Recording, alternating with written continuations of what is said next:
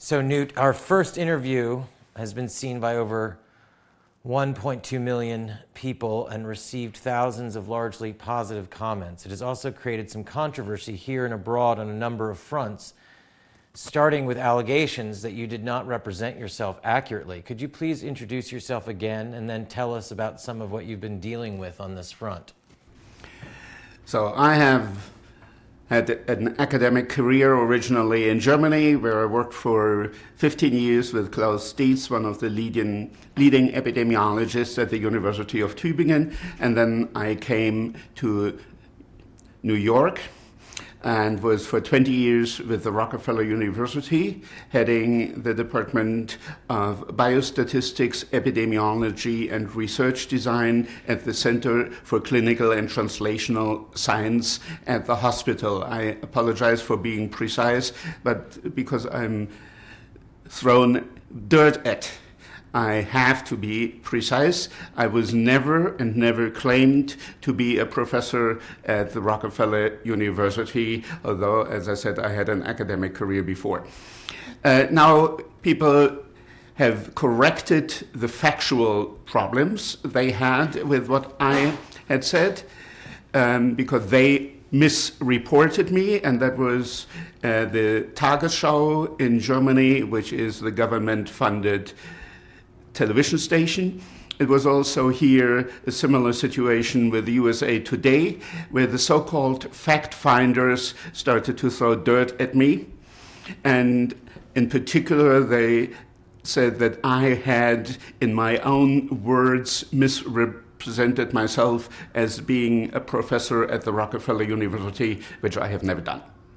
What do you think is behind all that that reaction? Well, I think if somebody says something that you don't agree with because you have a different opinion, because you're used to praise the government, and you cannot attack somebody for what he said in terms of the facts, then you try to create a smokescreen of some allegations that are totally baseless and use that to try to discredit somebody's credibility.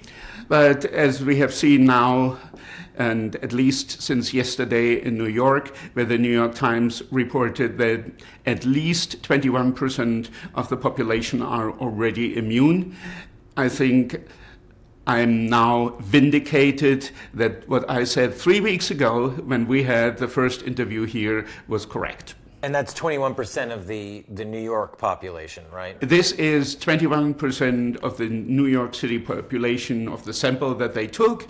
That excludes all people who are known cases. That also was a test that was skewed to rather have false negative than false positive tests. So the actual number probably was higher than that, and it was a couple of days ago. So at this stage of an epidemic, the number of immune people increases constantly, and so it should now be much higher than it was then. I'm struck by the partisan nature of this discussion, where any dissent from the accepted approach to the virus is dubbed as Trumpian or its analogs in other countries, with the only acceptable approach being what is billed as the scientific consensus. But shouldn't science always be an open question, subject to revision, new evidence, and debate, irrespective of political party? And I have to ask you at this point, are you a Trump supporter, as some people have alleged? Is that why you've chosen to view the crisis as you do? No, I am not, and I have never made a political statement. I have never singled out one party, and I have never aligned myself with one party. I'm a scientist, I'm looking at data, and I'm interpreting the data to the best of my experience, and I have 35 years of that, so that sometimes helps. So now on to the important matters. So you've already alluded to this, but how has your assessment of the epidemic been borne out? And have there been other experts who have come to support your position? There are many people who are supporting my positions. One was on the same channel interviewed here, that's John Ioannidis. There are several people, Wolfgang Wodardt in Germany, there's Streeck, there's Helms, there's several of them, but they're not favored by the media, because if you don't present bad news, that's not good news for the media. The media, only bad news are good news. So 3 weeks ago, I was sitting here and had already published a manuscript showing that the epidemic would be over soon, that this was just a regular flu, and that there was no reason whatsoever to close schools, and in particular not to run the whole economy against the wall. The damage that was done to the economy is immense, and even if there had been a few more deaths than in a regular flu, which it wasn't, but even then, the huge damage done to the economy could not be justified by whatever was known, even at the time when people started with the so-called social distancing, or the second prohibition, exactly 100 years after the first prohibition, and we already knew how effective the first prohibition was. You don't want to show me drinking it? Yeah, some wine. No, it's okay. So tell us about some of the numbers. I mean, what have you seen that bolsters your view? It is simply that the number of cases, even with a very liberal definition of what constitutes a case, is now dropping all over the world. In Europe, it's over in China, it is over in Korea, and in most countries in Europe, it's also dropping, and in others, it's leveling and will be dropping soon. It is dropping in the United States, so there is no indication anywhere that this would get worse than a flu during the flu season. It happens that flus are during the flu season. One of your most intriguing contentions from our last interview was that peak infections had already been reached by the time containment was begun in a number of countries. Can you go over the evidence for that again, and maybe you want to show the CDC graph right now? Okay. So on April the 17th, the director of the CDC presented at the presidential briefing this graph that I'm showing here. And this is data from the influenza-like illness reporting system, or ILI-NET, where hospitals make a check mark or count how many patients show up and having fever, sore throat, running nose, any of those, and with an indication that this might be some sort of influenza or similar. And what you see, and he explained that, there are three peaks. One was in December 2019, the other was sometimes in January, February 2020, and then a third peak that was around March 18th, and that was COVID-19. So if the number of admissions or people showing up in a hospital peaks around March 18th, that means that the number of infections must have occurred on March 8th. That's the top number of infections. It takes a week until you have symptoms, and you don't go to the hospital with the first symptoms. You say, I have a flu, I have a cold, whatever, it will be over soon. And then after 3 or 4 days, if it's not over, then you say, well, maybe it's something more serious, and then you go to the hospital. So what we see around the 18th must have been events or infections that were around the 8th. And if the infections peaked around the 8th, shutting down schools and restaurants and the economy about 10 days later is something that is totally absurd. In particular, if you know that 1 week later, only 1 week, not 10 days later, 1 week later, the curve was already clearly going down, indicating that the worst was already over. And if in an epidemic the worst is already over, to say, okay, then let's shut down the economy and cause 26 million people lose their jobs, because it's so fun seeing them losing their jobs, I think that is heartless. Can we get that again? What was the condition of New York hospitals? They were not overflowing. New York hospitals were not overflowing. They were laying off people. And what happened with the Javits Center? Nothing. Well, how many people were in the 300. Javits? 300 in the Javits Center, and we were, I don't know, I read different figures, 65, 64, 186 people in the Navy ship that came here. So it's a total of 500 patients. 500 patients are a drop in the bucket in the New York City hospital system. So the ship was not necessary? No. And we had enough respirators. And respirators may not have been the solution. Yeah, and that may have been unfortunate for the patients that there were so many respirators, but that's a different story. Yeah. That red graph, that was peak hospitalizations, right? That was admissions to the hospital or people showing up in hospitals. So we're saying that happened as a nationwide average on March 18th. Yeah. And the lockdown in New York occurred on March 18th. So is there any reason why public health officials, people like Redfield or Fauci or any of these people would not have been able to understand that they were at the top of a peak, or as soon as they the next day saw that the rate of admissions was going down? I mean, what do you make of that? I have no clue. And other countries play an even more important role here in the United States, because the United States was 1 week behind Europe. It took for the virus to get about a week to get from Europe here to the United States. So we could also already see what the epidemic was in Europe, and that it had already peaked in some European countries.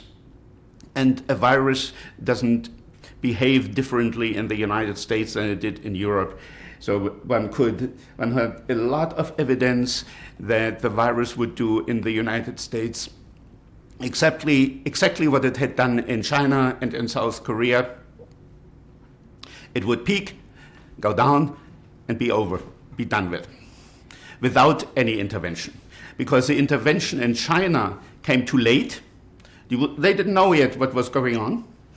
And in the South Korean government is very proud to treat people as a government in a democracy should, not to impose restrictions on people that are not absolutely necessary.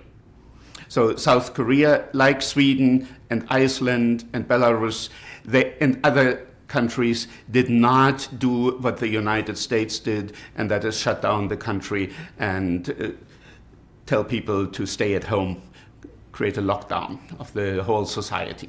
But South Korea did do a lot of sort of Orwellian contact tracing, didn't they? That's not Orwellian.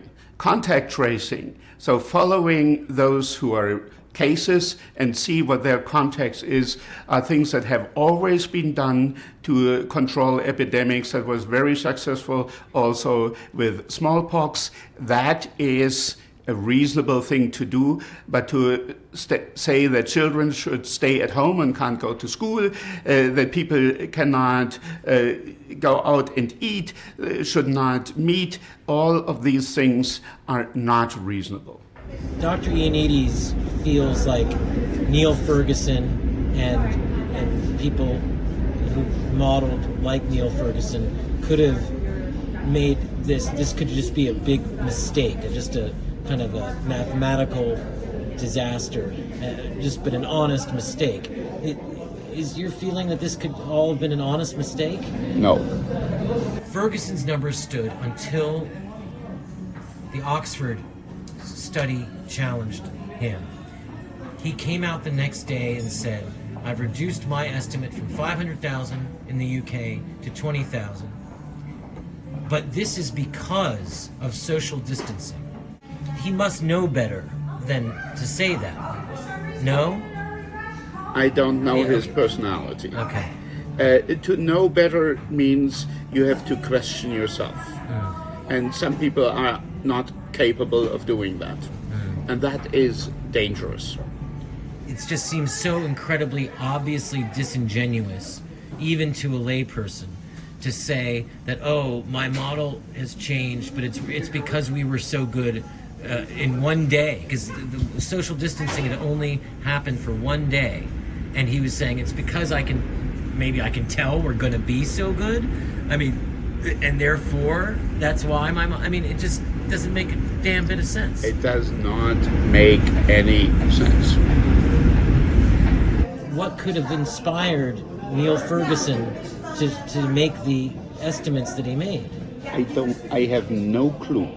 And I don't like to engage in conspiracy theories. So if you have a model that gives results that contradict everything else, then you contact your colleagues. You say, send me your model, let me try it, let me compare what we have. Where are we in agreement? And what is it that makes my model different from yours? This is how science works. We all make mistakes, but we don't present the results without first double-checking with what other people think and what other models say. Because as a scientist, you're human. No. We always make mistakes, but we check for it, and we know how to check for it. And it would seem that this in particular was a moment that required very careful checking and very careful peer review. But the WHO comes up with this 3.4%. And then Ferguson's numbers are, I don't know what the percentage she was thinking of was, but it meant 2 million dead in the United States and 500,000 in the UK. Okay, Frankenstein came out with things that were totally off the chart. And if your results are totally off the chart, you double check them. You're talking about Ferguson? Yeah. You said Frankenstein, okay. Oh, sorry. Yeah, so say that again, Ferguson. Ferguson. No. Yeah. Leave it. Leave it. Like Frank. Frankenstein. Yeah, right, okay. But this double checking has never happened with these models because you are not off by several orders of magnitude. You're off by 10, 20, 30%, 50%. But that is more than 2 orders of magnitude. Even the best social distancing cannot change something by 2 orders of magnitude. That would mean you have to put each person in a negative pressure room and isolate them there. Yes, if you do that for all 10 million people in New York, you put them in a negative pressure room, and then you can achieve a major difference. Otherwise, you cannot. Everything you can achieve is a gradual change, and we see that now with the data that we get published now in the New York Times. We still have spread of the virus. It may be somewhat less, but it's not enough for 2 orders of magnitude in the results. Would it have been easy for public health officials to predict, based on prior experiences with economic depressions, that the lockdown would cause more excess death than the virus? I mean, in terms of suicide. It was known to everybody that the lockdown would cause a catastrophe. There is no question, if you shut down the economy of the United States and other countries in the Western world, that this is creating hardship at a scale that is difficult to imagine. And we don't see it yet. So I haven't seen, for instance, data on suicides yet. So we have seen 26 million people in the United States losing their job, and we see a lot of businesses going bankrupt. There is substantial spread of virus, despite all of that distance. It may be that some people are actually begin to start thinking. Because if the virus is spreading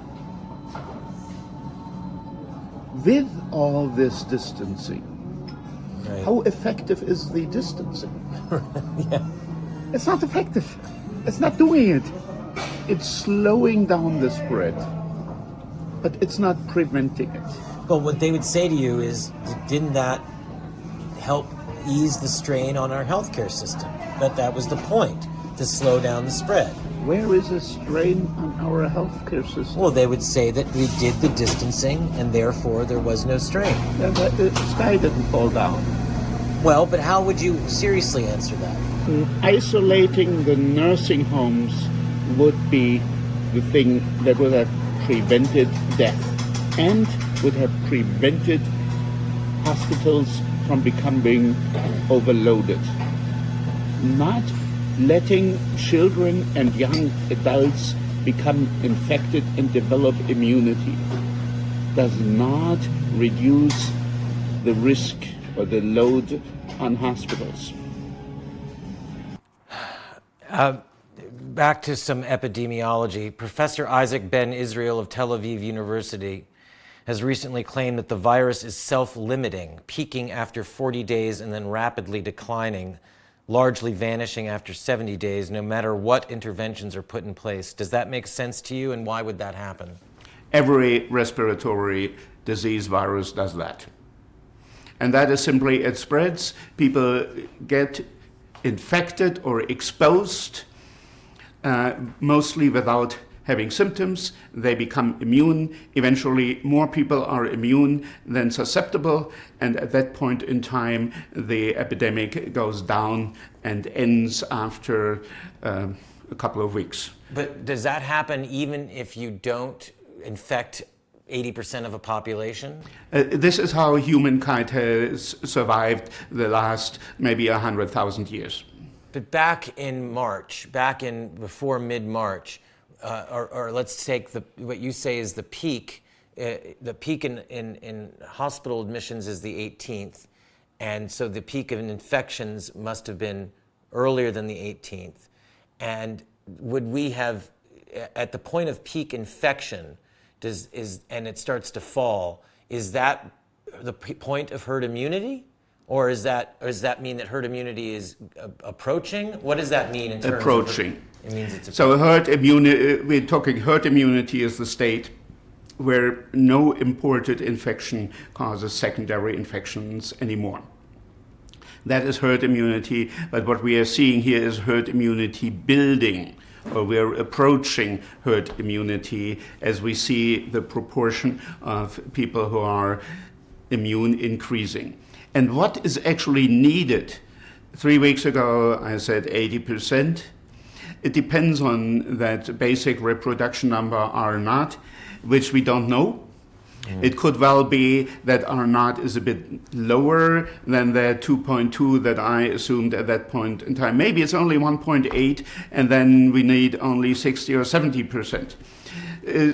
But the important thing is that the process had already started very early on. That is common knowledge. This is what happens with all respiratory diseases.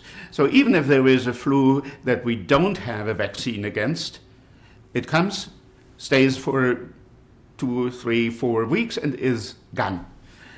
So I think he's very pessimistic to say 70 days. That includes the very ends where we don't really see anything. If we look into the period where we actually see cases, that's more, I would say it's half that time, but it doesn't really matter because in principle, all epidemiologists agree on that. I couldn't say, I wouldn't know anybody who would disagree that this is how respiratory diseases get into a population, spread, and get extinguished. Since you mentioned the R naught value, I have a missive here from a science teacher in England. Is he right to say that an R naught of 2.2 needs about 55% resistant people to have herd immunity? Or does it, in other words, you need less people with an R naught 2.2? I don't want to go there because part of the problem is that these calculations assume that you have a homogeneous population and the population isn't homogeneous. And if you want to do something in a non-homogeneous population, then things change a bit, but not fundamentally. The important thing is you don't need to do anything to prevent disease from running, respiratory disease from running. What you should do, however, and what was not done in the United States, is to protect the elderly. From the experience in Italy, we already knew that the vast majority of people who die are people in their 70s, 80s, and 90s who have comorbidities. So that was nothing new when it also happened in Seattle. We had the very early experience in Seattle of a couple of people, old people with comorbidities, dying in a nursing home. At that point in time, one should have isolated at least the nursing homes, pay the nurses and everybody working there overtime so that they can stay there for 3 or 4 weeks. Sorry, my voice is breaking because I think that is a tragedy. This opportunity was missed. Instead, people were isolating the children who are not at risk at all. You still don't really know what's happened, whether children are infected or not, and if they are infected, they never or virtually never develop a phenotype. To isolate those who are not at risk and put those at risk who are at risk is a catastrophe. It's a human catastrophe that should never, ever have happened. And if people say they don't have money for that, for $2 trillion, you can pay a lot of overtime. You could have made all of these people millionaires, and there would be a lot of money left. And we would have really protected the virus from getting into the nursing homes and killing those who are the most vulnerable. All we've really done, you're suggesting, in addition to not adequately protecting the old, we have slowed the spread of herd immunity. Yes, and that means we have increased the risk of the elderly to become infected, because you cannot isolate yourself for extended periods of time. Isolation for a short period of time is easy, but for a long period of time, it's just human. The grandparents want to see their grandchildren. So now they're going to be in a situation where, because herd immunity has not fully developed, they'll come back out into the world and the virus will still be. That virus is still around. So we still have to isolate the elderly. We are no more better. So the time that has passed is wasted. We still have to do, actually, we have to do more, because the epidemic that is coming now will be not so high, but wider. So the time the elderly and the nursing homes have to be isolated will be more than it otherwise would have been. Is there no way around that? No. The only thing we have to do is to do what we should have done in the first place. Keep the schools open, keep the businesses open, and isolate the elderly. And the immune compromised. And the immune compromised, yeah. You know, people are... It's just time wasted. We have wasted a lot of time, a lot of money, a lot of lives, a lot of everything. But what about people who are not, who are under 65, who have pre-existing conditions or maybe conditions they're not even aware of? So what do you say? How do you address those issues, or how do you address, sometimes the college professors? If we kept the colleges open, the college professors are often older. So how would you address situations like that? Healthy elderly people, including Prince Charles, have done reasonably well. It is the existence of comorbidities in addition to being old that really causes a problem. And for instance, I have asthma, but my asthma is very well controlled, so I'm not really scared. But if somebody has more severe forms of asthma, that might be a factor. But those people who have these conditions are aware of it. It's not that you have a severe problem in your health and you have no clue about it. That would be extremely rare. And among young children, I mean, respiratory viruses can be very dangerous for them, can't they? Not really. At least sometimes there is a virus that affects younger people as well. I'm not aware of children. One thing that we have with children is they have innate immunity because they didn't have time or the experience to build up the adaptive immunity where we have antibodies against specific diseases. They have an immune system that is primed to be exposed to diseases or the viruses they don't have immunity against, and they typically do well with it. So the childhood diseases are not causing that many problems. We are not vaccinating children for rubella because rubella is such a bad disease for children. We are vaccinating children against rubella because we don't want women who are pregnant to become infected and without having immunity and then having the side effects or the effects that Agatha Christie described in her book, The Mirror Cracked from Side to Side. In yesterday's press conference, one of your suggestions seems to have been picked up by the president's advisors, namely that sunshine, heat, and being outdoors may, quote unquote, kill the virus. But Bill Gates, in his latest pandemic memo, says almost all respiratory viruses, a group that includes COVID-19, are seasonal. This would mean there are fewer infections in the summer, which might lull us into complacency when the fall comes. This is a matter of degree, because we see the novel coronavirus spreading in Australia and other places in the southern hemisphere where the seasons are the opposite of ours. We already know the virus is not as seasonal as influenza is. What do you say to that?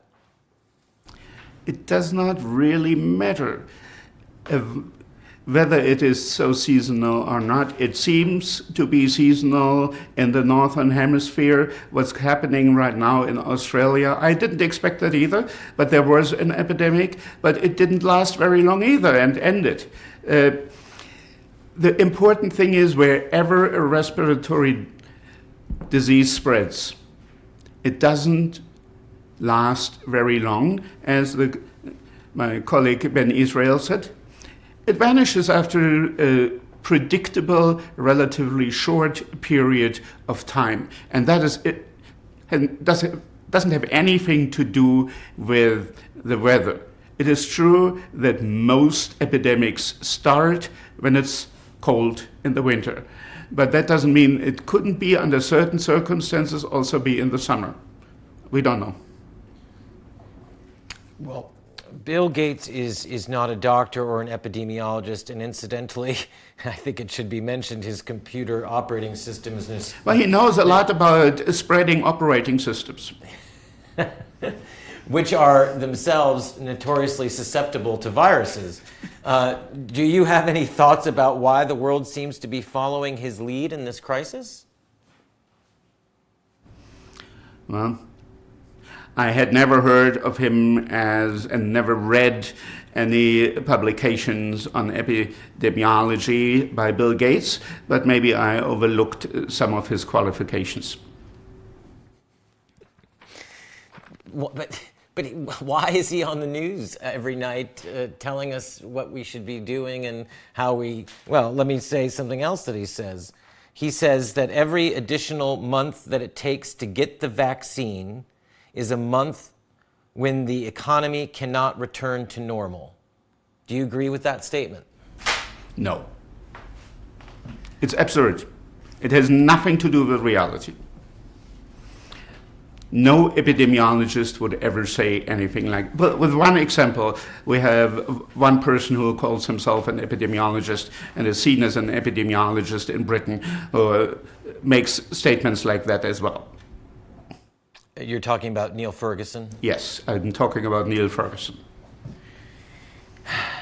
The virus is gone. What do we need a vaccine for? And you're pro-vaccine, right? You're not anti-vaccine. I'm not anti-vaccine. I'm taking vaccine shots every year. And if there should be a vaccine around for the coronavirus, I would take it too if it's tested and shown to be safe. I don't see any reason not to take it. But here we have a particular virus that stays in the population, as all respiratory disease viruses do, for a couple of weeks, and then it's gone. Why should we change our behavior forever? Doesn't make sense. And we don't require a vaccine to get out of it. We don't need a vaccine to get out of it. We don't. Sorry for Bill Gates, but we don't need a vaccine. It is nice to have it in case this virus should come back again, and if we then have a vaccine, that will be nice. Do we need it right now? No. We don't need a vaccine because we see already herd immunity developing, and in 2 or 3 weeks, or maybe already now, we have herd immunity and it's over. Bill Gates, Trump, Drs. Fauci and Birx, and Neil Ferguson of Imperial College believe the lockdowns were necessary. Trump reiterated again this week that 1 to 2 million people would have died in this country were it not for the lockdown. On the other hand, you have people like renowned German infectious disease expert Dr. Shusharit Bhakti, is that how you pronounce his name? Who called Germany's anti-COVID measures grotesque, absurd, and very dangerous.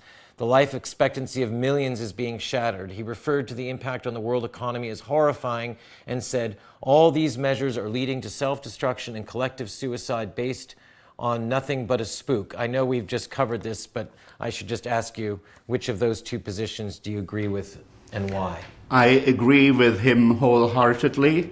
I agree with the Swedish government. I agree with John Ioannidis. I agree with most people that I have read about, with Ben Israel.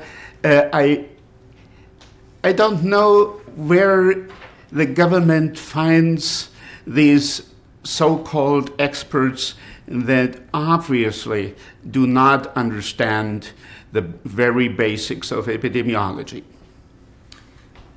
We've already spoken about New York. There are 2 other important studies that have occurred recently, one in Santa Clara County in California and the other in LA County. the Santa Clara study indicated, and these are antibody serology tests, and if you could maybe, when I finish, explain what those are, but they indicated that something like 50 to 85 times the reported cases had likely been infected, usually asymptomatically. I'm just wondering if you could comment on their tests and what it means for the rest of the country. As we have seen now, the first, I think, was in Germany, and one of the hardest hit cities in Heimsheim, where a study was done that was about 3 weeks ago, if I remember right, where they had 15% seropositive. Then a week later, we had the data from California that was 5%. Then now we have those here in New York at 21%. We have evidence everywhere in the world where it was tested that there is people are developing antibodies. Now, you were asking what that means. It means that people are getting infected. The virus gets into some cells. The cells are expressing some of the virus DNA on their surface. This gets been read by the immune system. The immune system takes about a week to create antibodies. The antibodies then bind against the cells that are expressing this virus DNA or RNA, and then these cells get all killed by the immune system, which is causing the phenotype that we experience. That is what's causing the sore throat, the coughing, and all the side or the effects that we see. It's not the virus itself, it's the immune system, the cytokine storm, whatever you call it, that is attacking cells and over-attacking cells that are infected, and that's causing the problems. Why wouldn't the government, the federal government, have conducted randomized serology tests much earlier? That would have been reasonable. Can you imagine any reasonable reason why they wouldn't have? I'm not sure that this particular antibody test was available at that particular time.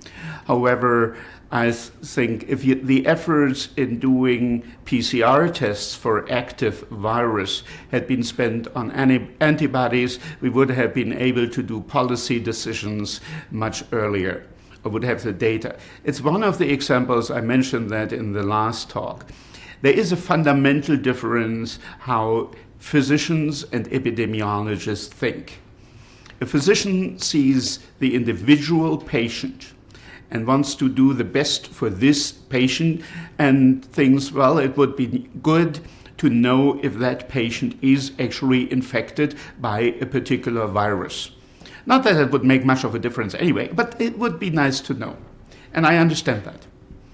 An epidemiologist would say, we want to know which proportion of the population has already developed antibodies and so is immune against the virus, so that we know what policy decisions should be made. Is it necessary to shut down the country, or is it not necessary? And this is where you need antibody tests. So the virus tests and antibody tests serve different purposes, and you need people with a different profession and experience to make sure that both sides are being heard. This flu was no different from other flus. Why should we suddenly say, oh no, we have to change our life forever?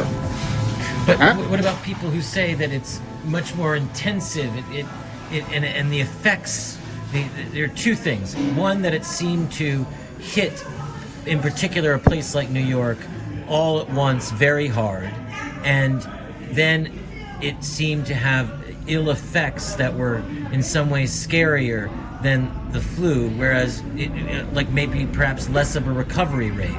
What do you say to that objection, that this was different in those ways? We have no indication that it is different, fundamentally different from any other flu. The New York hospital system was quite capable of dealing with it.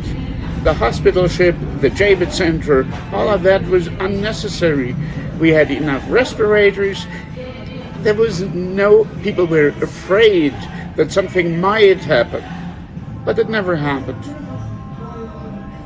Though you hear from doctors who've been dealing with this, and nurses, and they are telling very difficult stories to hear, very sad stories about what's been going on. You always have individual places somewhere where some individuals experience something dramatic. That happens. And the bad thing is that for the media, only a bad story is a good story. So they pick these isolated events of personal and highly emotional experiences. And I don't say it's not there, but it's not representative. It's not typical. Tragic stories happen all the time. Some here, some there. It happens. But we don't stop living our life because in one place or another something goes wrong. We learn from it and we try to prevent it from happening again. But we are not saying, now we have to change our entire life because there was a flu during the flu season. Very confusing. Why? I'm not confused. No, it's very confusing. I mean, it's very confusing why we're having this response to what should be a seasonal event. I think it is a side effect of the internet, of rumors spreading on the internet at a speed that is unprecedented, and the normal control mechanisms to do factual checks, real factual checks, don't work at that speed, at least not at that speed. And so there is a lot more fear, and fear is something that is dangerous. As bleak as that interpretation is, it's very generous to the many groups that are going to benefit from this event, like the people being bailed out on Wall Street. I'm sure some people benefited from it. I mean, some people knew in advance what was happening, and I mean, there was that critical period in March where the president got advice from different people, and some people who gave the advice may have had some knowledge that other peoples did not have, and therefore the ability to act on that knowledge. Well, who's going to benefit from this idea that life can never be the same again? Who benefits from that? I don't know. So I can see people benefiting and we say, okay, we just convinced the president that that the stock market is going up. If the economy is shut down, and at the same time we shorten, and then we benefit from our shortening. I can see that, but I don't see how somebody benefits from saying, well, now we have to change our entire life. What about Fauci saying we should never shake hands again? What do you think of that? That's bullshit. But even there, I cannot see who benefits from not shaking hands. Yes, a few viruses are not being transmitted, so in the end, we would have a bit less flu infections. If we are not shaking hands anymore, big deal. Because so far we have survived handshaking, and we probably would survive handshaking for another few thousand years. But it's very sad to think that certain, ritual forms of human contact. I mean, in Europe, cheek kissing and these things, they seem to be under attack. This new normal. I mean, even Dr. Strangelove was concerned about the exchange of bodily fluids, and I could see that becoming a problem. And maybe we should totally abolish this, and therefore abolish the existence of the human race just because we had a flu here. Let's talk about the case of Sweden. Most of the reporting in the major media would tend to suggest that it has been reckless in its approach and a failure.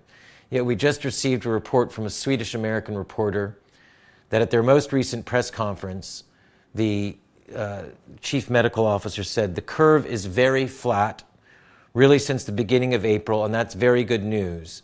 It's very good news. There's no rise in cases in Stockholm at all.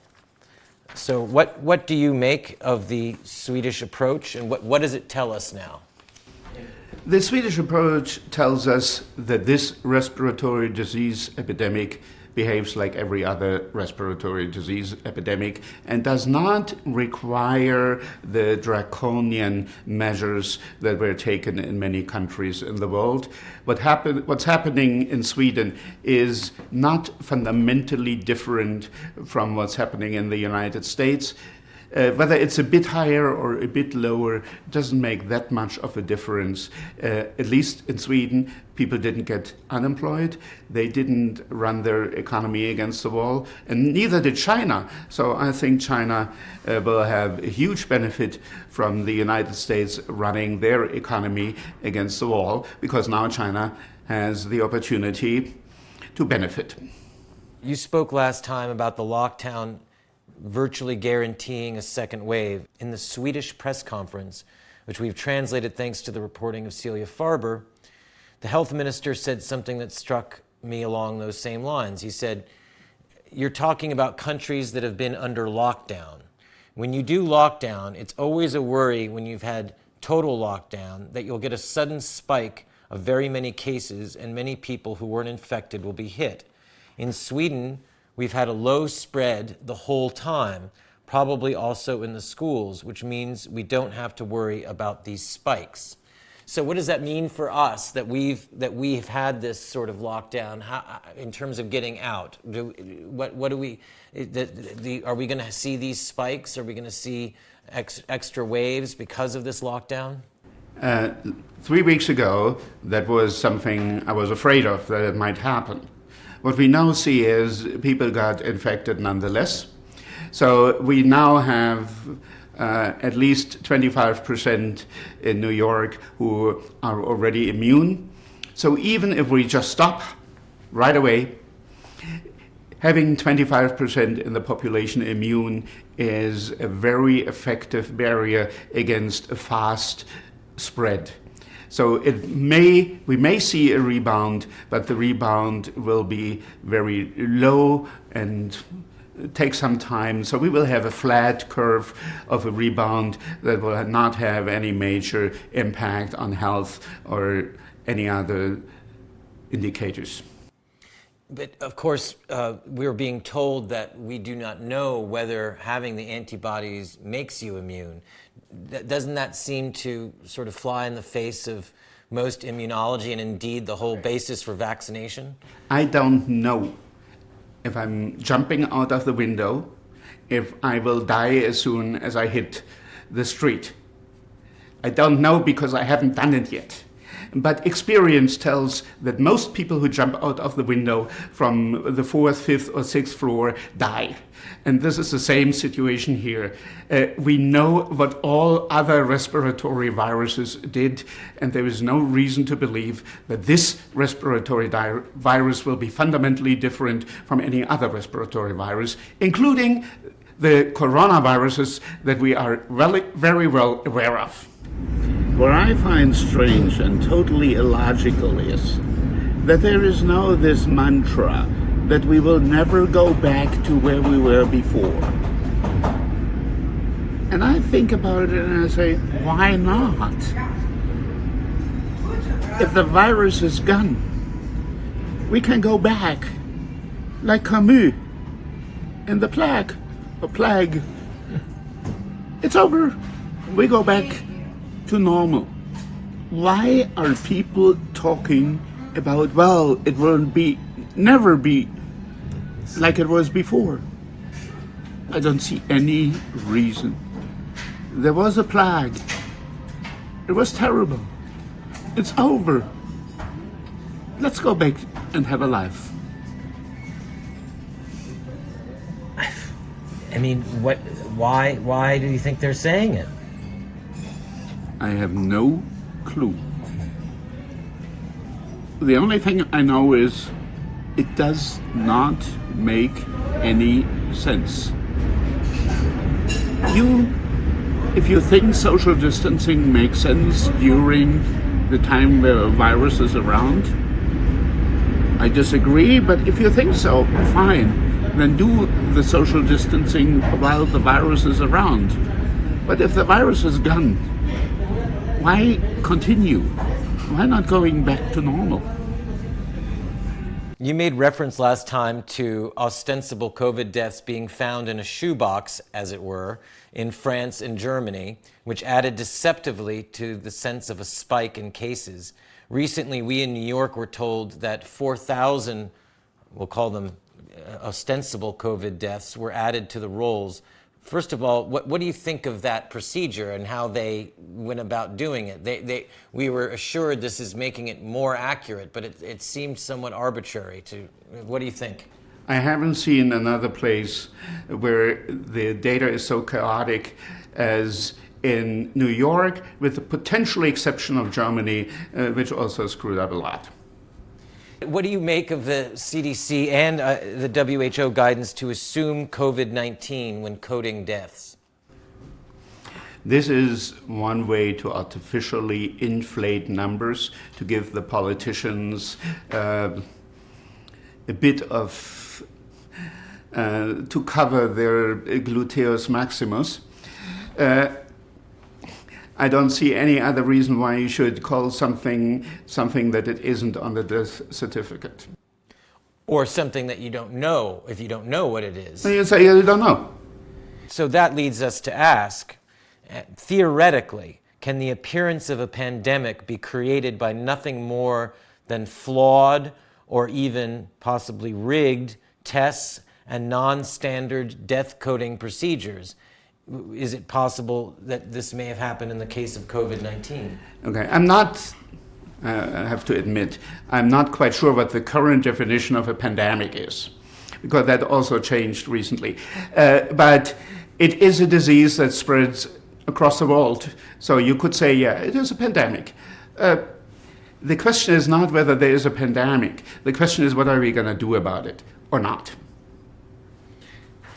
Fair enough. So we agree that there's something that's novel, a novel coronavirus of some kind is spreading, but it does seem that given these coding procedures and given some of the problems with the PCR testing, including contaminated tests, et cetera, that it is possible that the numbers associated with the pandemic are very, very different than what they really are. But first, let me comment on the novel virus. Every virus that spreads is novel. If it were not novel, it would not spread, because then we would have antibodies against it. So having a novel virus is nothing novel. It is just routine. It happens every year. This year we had 3 waves of viruses, and yes, there were different types of virus, but if you look into this more carefully, you will see that the influenza B and the influenza A epidemics that we had prior to having the COVID epidemic were probably also caused by novel variants of these viruses. Is this virus any more contagious than influenza? we have no evidence that there are any fundamental differences in infectivity. That the only evidence or the only finding is that in some countries' cases, it seems this virus is more lethal to the elderly than other than influenza viruses typically are, and that might well be. Is there any science behind the actual numbers in social distancing, 6 feet as opposed to 7 or 5, and in terms of and wearing masks and no cash, things like that? Is there science? What's the science behind that, as far as you know? Well, every statement about an empty set is true. That's got to be an epidemiological joke. No, that's a mathematical joke. A mathematical joke. That is, there is no science. So you can say anything about science, but there is none. We don't have any science that tells us how effective social distancing is. We have no comparison. The only comparison that we have is the comparison that in countries like Sweden, like Iceland, like South Korea, like Belarus, that it doesn't seem to be much different. So whatever the effect is, it's unlikely to have any major impact. Any of that. If people would be more active, if they would take part in political decisions, if they would be more awake, if they would fight for their democratic rights, this would never have happened. It's a failure of the people to take control of the government and let the government take control of them. Let me ask you the final question then. What should we do right now? I mean, it seems that the flatter the curve gets and the less deaths there are, the more lockdown measures are being put in place. We were just asked by our mayor to inform on citizens who were not practicing social distancing. It seems that we're now being asked to wear masks on the street, no matter what we're doing. What do you make of all this, and how should we respond? It's ridiculous. So what we should do immediately, now that we know that we already have developed herd immunity, despite of that social distancing, at least to some level, so that we have immunity in a quite relevant portion of the population. We should open schools and businesses yesterday at the latest. There is no reason whatsoever to wait. The worst thing that could happen is we get a bit of a rebound. That will not be catastrophic. That will not overload the hospitals. It will be less than we had so far. That could happen. But everything else that we do is a lot worse than what could happen if we, let's say, have another 10, 20,000 cases. Could be. It's not the end of the world. We should go back to be a strong economy, to work, to have a social life, to let children being educated, do everything our society should do. And that lockdown there's no benefit, it has only negative effects. Thank you.